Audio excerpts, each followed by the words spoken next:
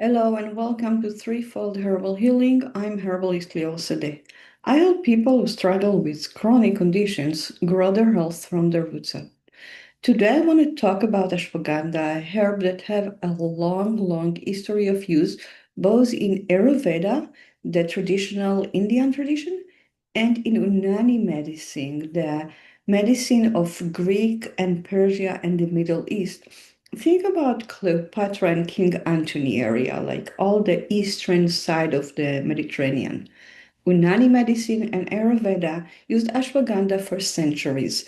But before I start to talk about ashwagandha, I want to remind us that I record this video with educational purposes in mind. It is not meant to diagnose, evaluate, heal, or treat any specific condition. Ashwagandha.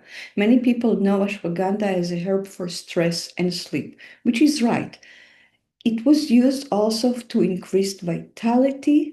They call it vitality like a stallion, and energy and revitalize the body. Trophy restorative herb. But it is far more than that. Ashwagandha is more than trophy restorative for the nervous system. It's actually an endocrine system normalizer. Because when we talk about hormones, we never talk about them in isolation from one another. They always interact with each other. I think about it like an orchestra. When all the instruments play in tune, you get beautiful harmonious music. But if one of or more instruments are out of tune, you get loud, disturbing noise. So it's the same.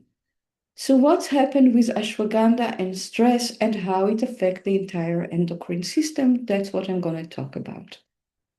So stress, we all know, is manifest in the body through cortisol. Cortisol is released in the adrenal gland, and when cortisol levels are elevated, you feel the stress response.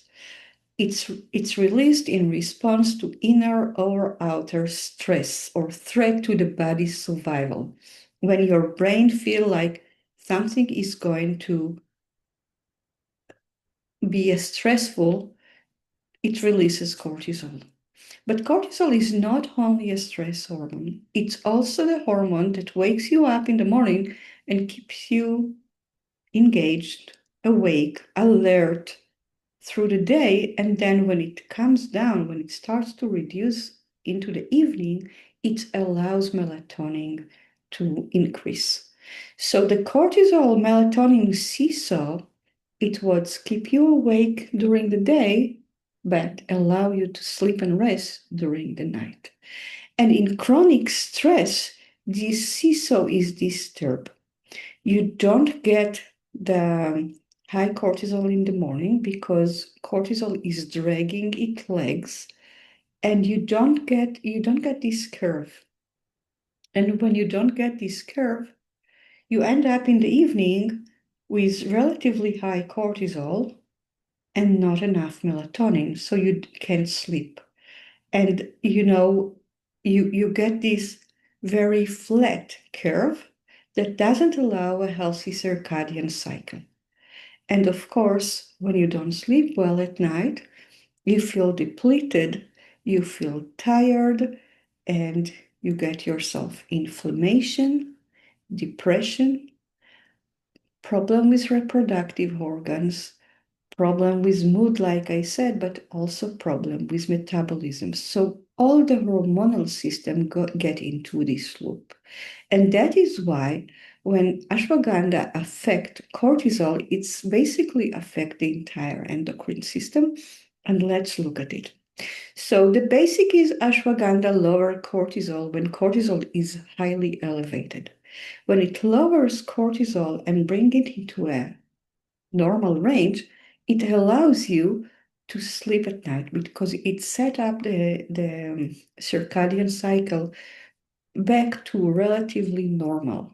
It's not a magic wand, but it can help make the circadian cycle closer to the normal, and then you can sleep at night get the energy through the night, reduce the brain inflammation, increase the immune system that is suppressed if you don't sleep at night, increase mood, and allow energy. Everything looks better when cortisol is reduced and you don't have the stress.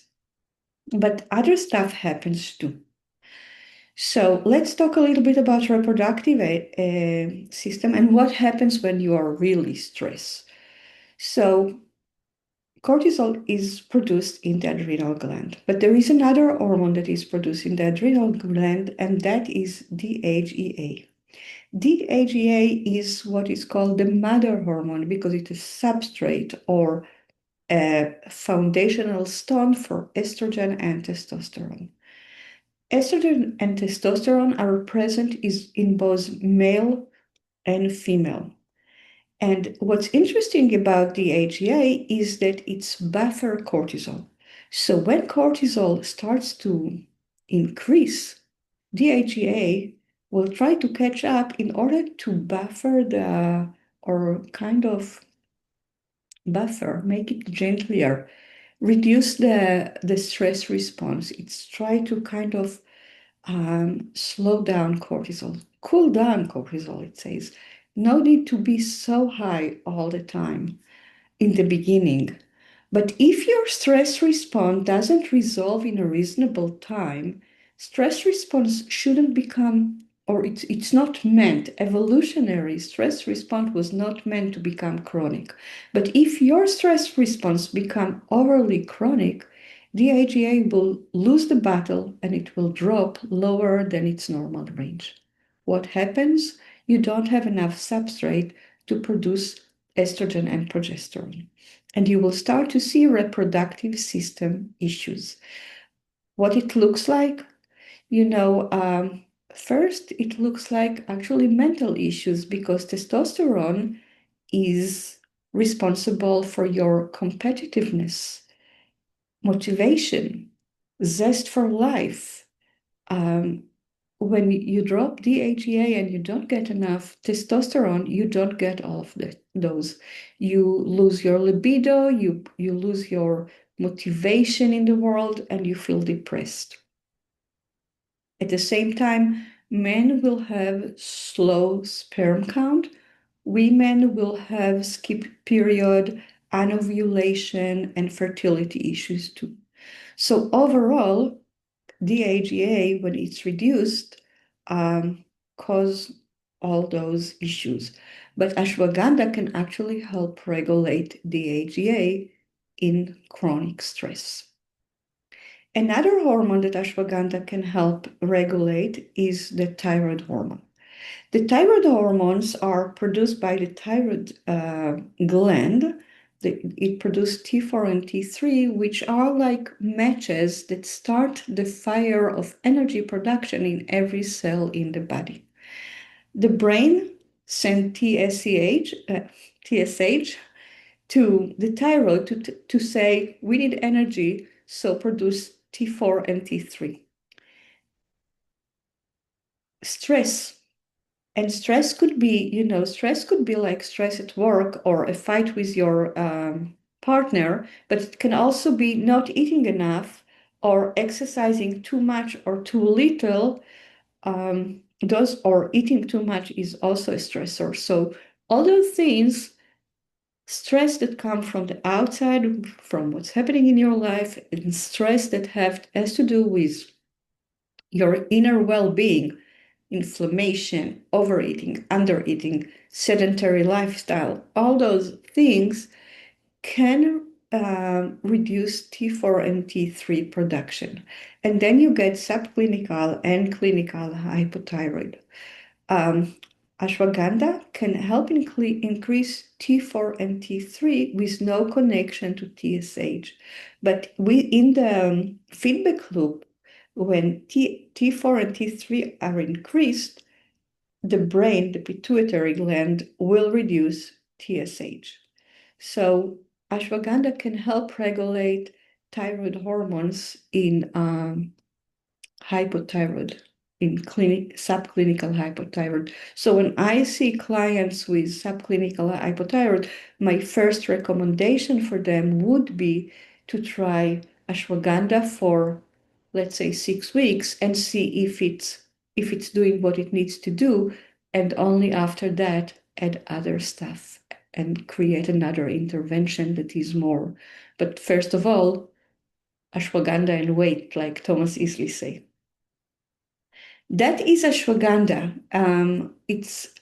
We tend to look at it very narrowly for nervous system and sleep, but it's actually affect the entire endocrine system, and it's very nourishing. It's moistening, but not like in a mucus production way, but more by nourishing. It's create like this environment that support and protect and feed neurons in the brain. So very healthy for preventing regenerative disease and, by reducing the inflammation. I didn't talk about metabolism, but by reducing cortisol, it's also help regulate metabolism in the body so you don't have sugar spikes that are inflammatory for the brain. So overall, brain health through supporting the hormones in the entire body. That is ashwagandha. If you feel like you're in this untangled place where stress cause insomnia, cause metabolic condition, cause um, reproductive health issues, I'm here for you. I would love to chat. I do offer 15 minutes, 15, 20 minutes herbal consultation for free. So you can go to my website and look at my consult play page to find my calendar and book a tea time with me. It's free. Um, the address is www.threefoldherbalhealing.com/consult. Again, www.threefoldherbalhealing.com/consult. Look for my calendar, book up a tea time with me. It's for free. I would love to help you. Don't stay by yourself with all those mingled symptoms. That's it for today. I hope it was helpful.